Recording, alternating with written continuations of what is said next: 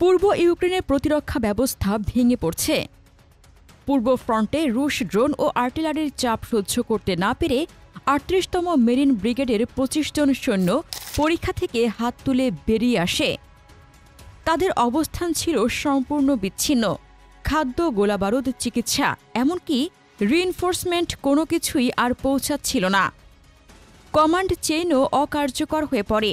বেঁচে থাকার মতো সক্ষমতা ছিল না। তাই আত্মসমর্পণই ছিল একমাত্র বাস্তব সিদ্ধান্ত। অথচ এরাই সেই ইউনিট যাদের কিয়েভ শেষ প্রতিরক্ষা লাইন বলে দাবি করেছিল।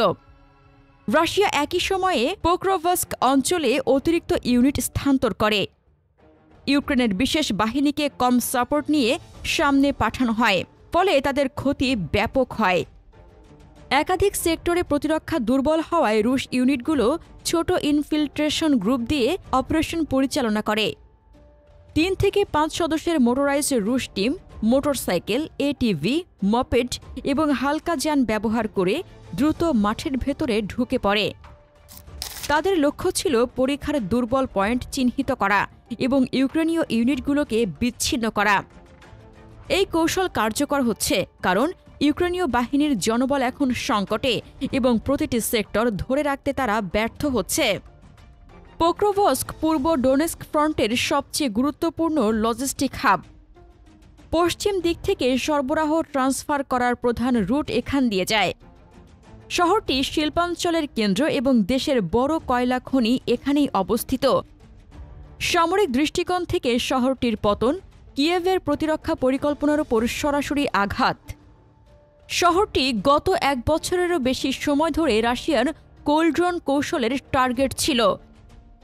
ধারাবাহিক ড্রোন আক্রমণ, আর্টিলারি শেলিং, এফএভি সিরিজ গ্লাইড বোমার ব্যবহার, এগুলোর ফলে পোক্রোভস্ক এর প্রতিরক্ষা ধীরে ধীরে ভেঙে পড়তে শুরু করে। ইউক্রেনীয় ইউনিটগুলো তাদের নিজেদের ভিডিওতে স্বীকার করেছে, অনেক সেক্টরে তাদের কাছে পর্যাপ্ত গোলাবারুদ নেই।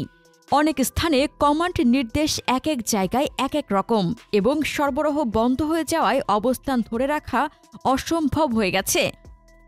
রুশ ড্রোন সার্ভেইল্যান্স ২৪ ঘণ্টা সক্রিয় থাকায় ইউক্রেনীয়দের চলাচলও কঠোরভাবে সীমাবদ্ধ হয়ে গেছে। রাত্রিকালীন মুভমেন্টও ড্রোন থার্মাল সিস্টেম দিয়ে শনাক্ত হচ্ছে। পক্রোভস্ক পতনের পর যুদ্ধের গতি সোজা চলে যায় মির্নোগ্রাদে। এটি একটি শিল্পঘন নগরী এবং নগর যুদ্ধের জন্য ইররেগুলার, জটিল স্ট্রাকচার তৈরি করে। এফএভি 3000 গ্লাইড বোমার ব্যবহার করে রাশিয়া আলাদা করে প্রতিরক্ষা ভবন টার্গেট করছে। অনেক বহুতল ভবন ভেঙে পড়ায় ইউক্রেনীয় ফায়ারিং পজিশন ধ্বংস হয়ে গেছে। শহরটিতে রাশিয়ার চাপ বাড়ার সঙ্গে সঙ্গে ইউক্রেনের ৩৮তম মেরিন ব্রিগেডের আরেকটি প্লাটুন আত্মসমর্পণ করে। তারা জানিয়েছে তারা সম্পূর্ণ বিচ্ছিন্ন, চিকিৎসা নেই, পানি নেই এবং কোনো রিইনফোর্সমেন্ট নেই। মির্নোগ্রাদ এখন কার্যত ঘেরাওয়ের মধ্যে। একই সময়ে উত্তর কুপিয়ানস্ক ফ্রন্টে রাশিয়া পুরনো সামগ্রিক ঘেরাও কৌশল প্রয়োগ করেছে।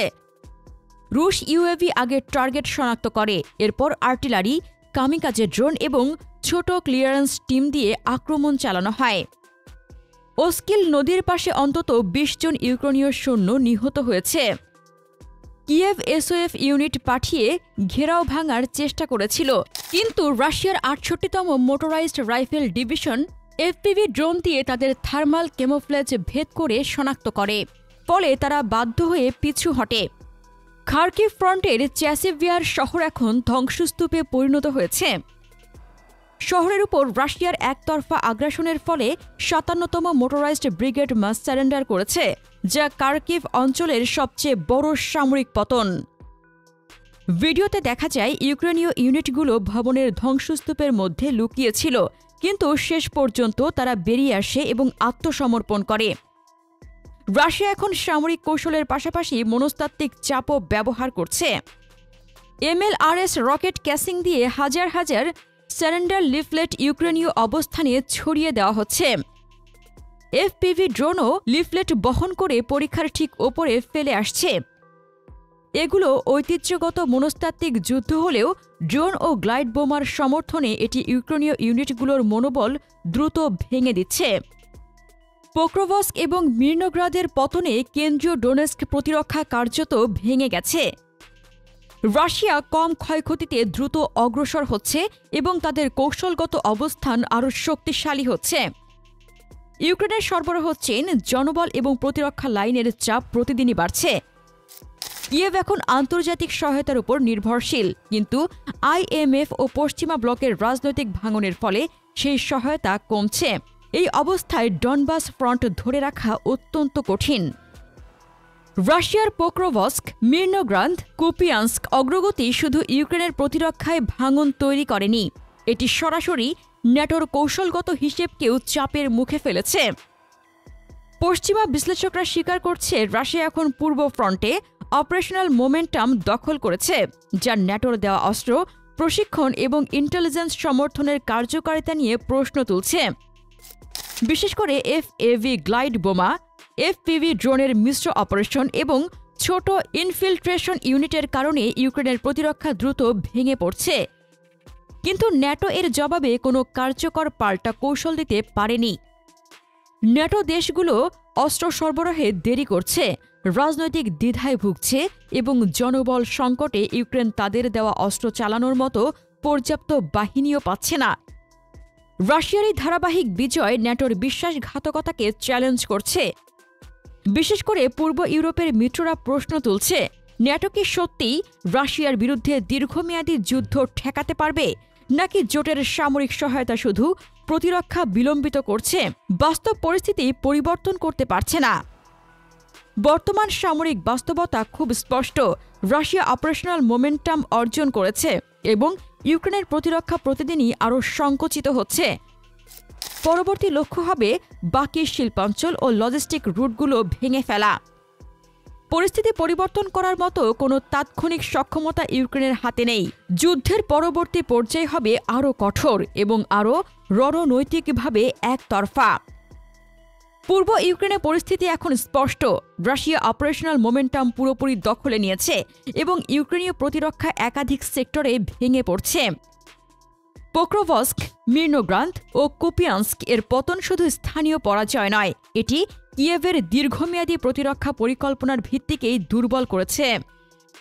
রাশিয়ার ড্রোন, গ্লাইড বোমা ও ইনফিল্ট্রেশন কৌশল ন্যাটোর সরবরাহকৃত অস্ত্রকে কার্যত অকার্যকর করে তুলছে।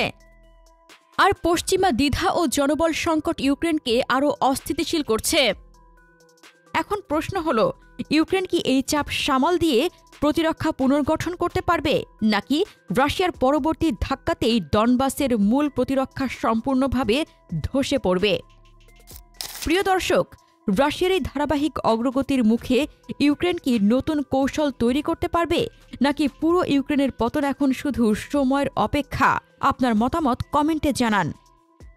রাশিয়া ইউক্রেন যুদ্ধ নিয়ে আরও জানতে আমাদের চ্যানেলটির ভিডিও ট্যাব থেকে ঘুরে আসুন। এই ভিডিওটি ভালো লাগলে লাইক বাটনে ক্লিক করুন। ভিডিওটি আপনার বন্ধুদের সাথে শেয়ার করে তাদেরকেও ভিডিওটি দেখার সুযোগ করে দিন। ধন্যবাদ।